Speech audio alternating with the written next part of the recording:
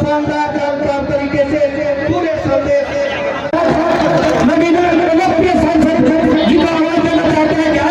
हम सबको अपने बिंदु से संबोधित करने का काम करें। बहुत बहुत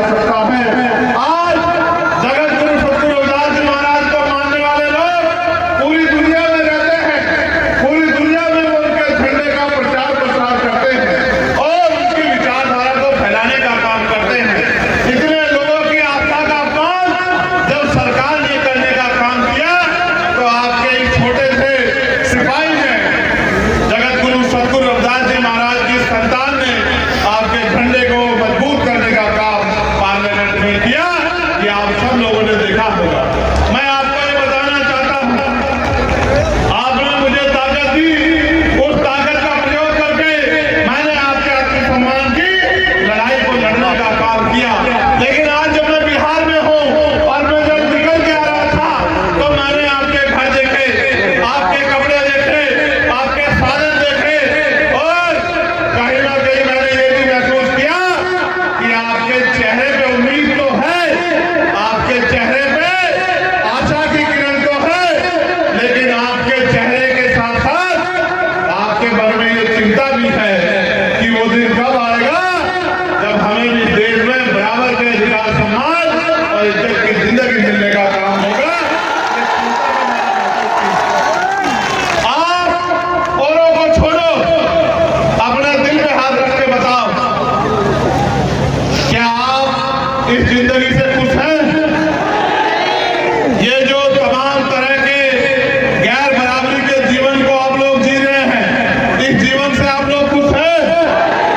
अगर खुश नहीं हो तो इसको बदलने के लिए क्या कर रहे हो, ये भी मुझे बताओ। प्रयास कर रहे हो, नहीं कर रहे हो? मैं आपका ध्यान आकर्षित करूंगा। अब आप मेरी बात को बड़ी गौर से सुन रहे हो।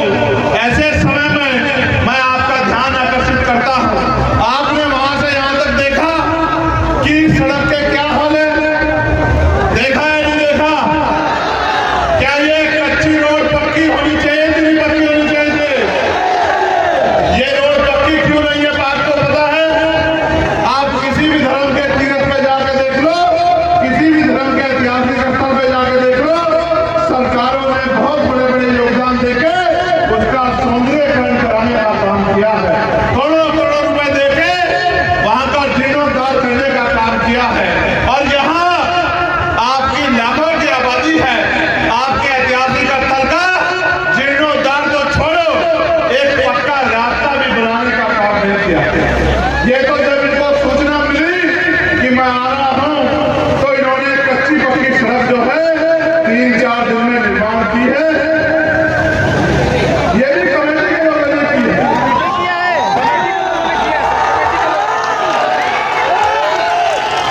कमेटी के लोगों के दृढ़ संकल्प को तो मैं जानता हूं कि कमेटी के लोग तो ये काम कर सकते हैं, क्योंकि वो मुझसे प्यार करते हैं और वो अपने कार्यक्रम को आयोजित करना जानते हैं। मैं तो ये भी जानता हूं कि ये जो पूरा तीर्थ है, इसको बनाने में एक पैसे का योगदान हमारे लोगों ने किया है। किसी और का कोई योगदान इस पैसे में, इस काम में नहीं। तो मैं आपकी क्षमता को तो मानता हूं, लेकिन आप ये सोचो,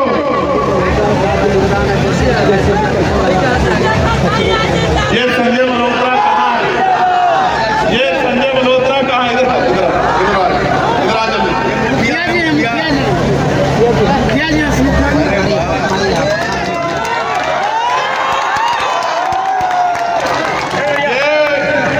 संजय मल्होत्रा मुखिया, हमारा भाई खजूरा पंचायत वाला, इसने दिन रात अपना ट्रैक्टर लगा के आपके और मेरे लिए इतनी अच्छी व्यवस्था करने का काम किया। इसके लिए जोरदार ताली बजाओ सब लोग। प्यारे साथियों, मैं आपको जगत गुरु सतगुरु रविदास जी महाराज के बारे में, उनकी वाणियों के बारे में कुछ बताना चाहता हूं। एक बार जगत गुरु सतगुरु रविदास जी महाराज जब अपनी स्थान पे बैठे हुए थे, ऐसे ही लोग जनता को उपदेश दे रहे थे, तो जनता के बीच से एक साथी खड़ा हुआ। उसने महाराज जी से पूछा कि महाराज जी, हम यहाँ मेहनत करते हैं, खून पसीना बहाते हैं, दिन रात संघर्ष करते हैं, फिर भी हमारे साथ जुल्म जाति अत्याचार क्यों होता है? हमारे साथ भेदभाव क्यों होता है? हमें सुख सुविधा का जीवन क्यों नहीं मिलता? तो जगत गुरु सतगुरु रविदास जी महाराज ने एक संदेश को देने का काम किया। वही संदेश मैं आपको यहाँ देने का काम कर रहा हूँ। जगत गुरु जी ने कहा कि रविदास मानो सुखी बसन्नु, सुकर है तो उठाओ, एक सु स्वराज माही, दूसर बरगद गांव। जगत गुरु जी ने कहा कि सुख शांति का जीवन जीने के 2 रास्ते हैं।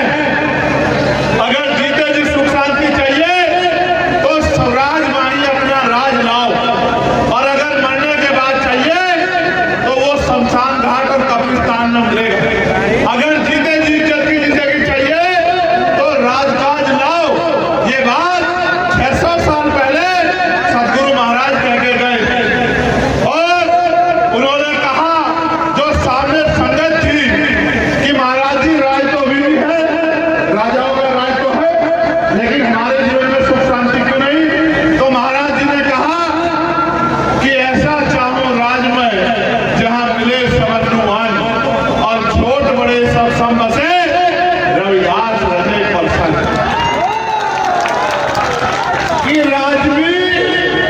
नीति में होना चाहिए।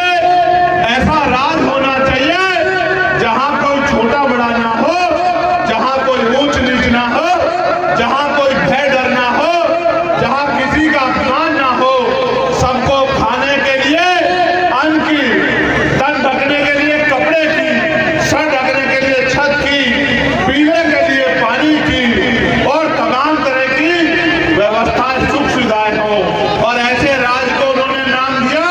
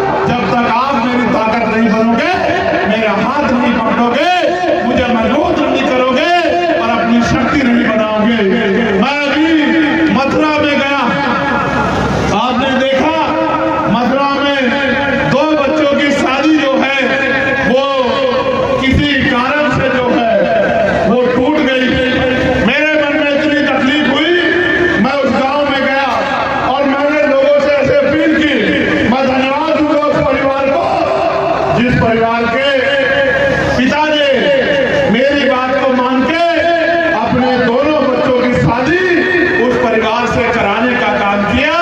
और कल रात जब मैं यहाँ आपके यहाँ पहुंचा था, कल सुबह, तो उन बच्चों की शादी बड़े धूमधाम से जो है उसी मथुरा के गांव में होने का काम हुआ।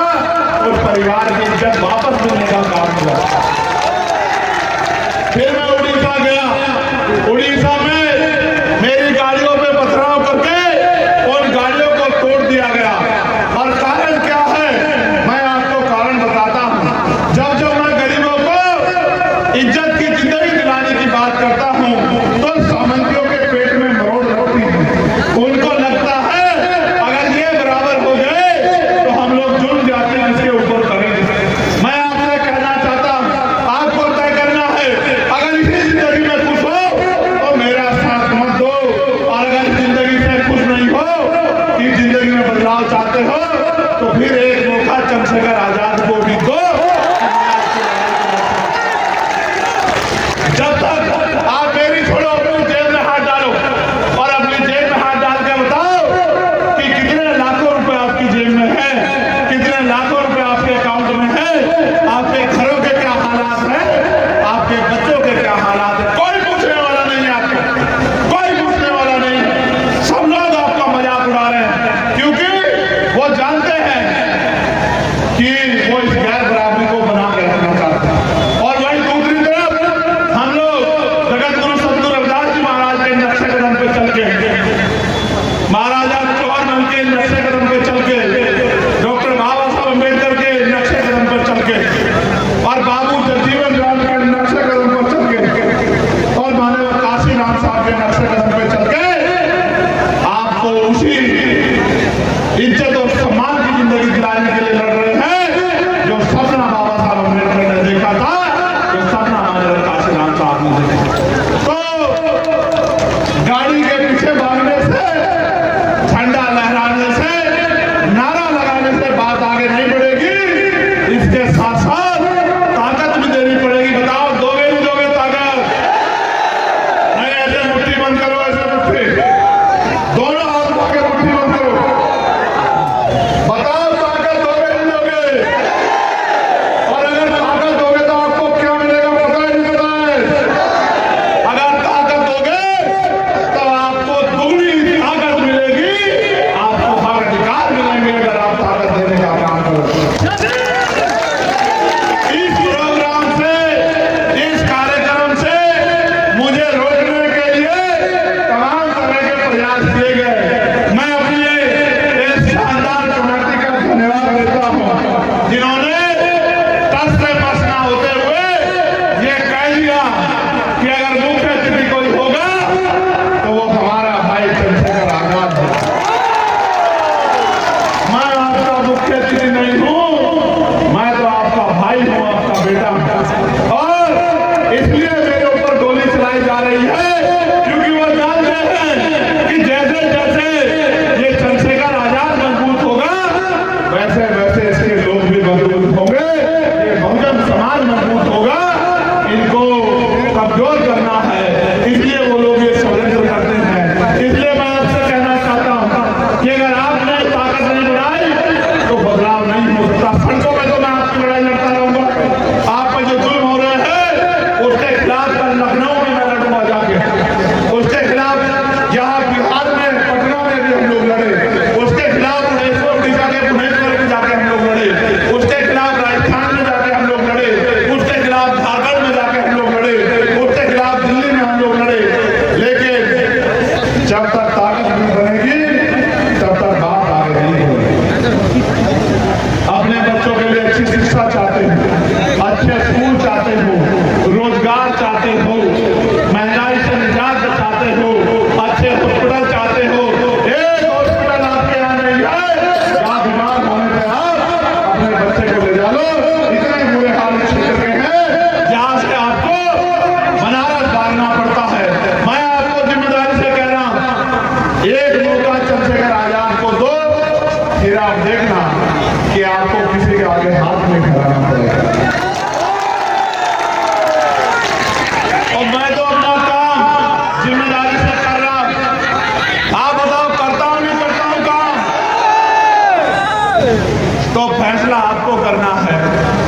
चंद्रशेखर आजाद को ताकत देनी है या इसी हाल में रहना है? बताओ, ताकत देनी है या नहीं देनी? बताओ, बेगमपुरा बसाना है कि बसाना है? बताओ, ये अन्याय अत्याचार रोकना है नहीं रोकना है? बताओ, उसकी ताकत बना के और मान सम्मान का जीवन प्राप्त करना है नहीं करना है? बताओ, इस देश में इज्जत की जिंदगी के लिए आगे बढ़ना है नहीं बढ़ना? बताओ। तो ये तभी होगा जब आप लोग संकल्प ले लोगे। लोगे नहीं लोगे संकल्प? तो फिर दोनों हाथ आगे आशीर्वाद दो, क्योंकि अब तो जंग चल रही है। एक तरफ वो लोग हैं जो मुझे निपटा के इस लड़ाई को खत्म करना चाहते हैं। आपने देखा नहीं देखा? लेकिन जिसके ऊपर इतने लोगों का प्यार हो, माँ बहनों का आशीर्वाद हो और जिसके सर पे जगत गुरु सतगुरु रविदास जी महाराज का हाथ हो, वो इतना जल्दी जाने वाला नहीं है। मेरी बात है। मैं आपको विश्वास दिलाता हूं, इस बार इस धाम के जीर्णोद्धार के मामले को भी हम लोग पार्लियामेंट में उठाने का काम करेंगे और अगली बार जब ये दिन आएगा तो मुझे विश्वास है कि यहाँ से यहाँ तक एक पक्की सड़क जो है वो बनने का काम होगा। ऐसा भी मेरा विश्वास है। बाकी आप सबके लिए मंगल कामनाएं और महाराज जी का आशीर्वाद और आपका प्रेम ऐसे ही बना रहे। मैं कुछ साथी हैं जिन्होंने इस कार्यक्रम को सफल बनाने में हमारा सहयोग किया।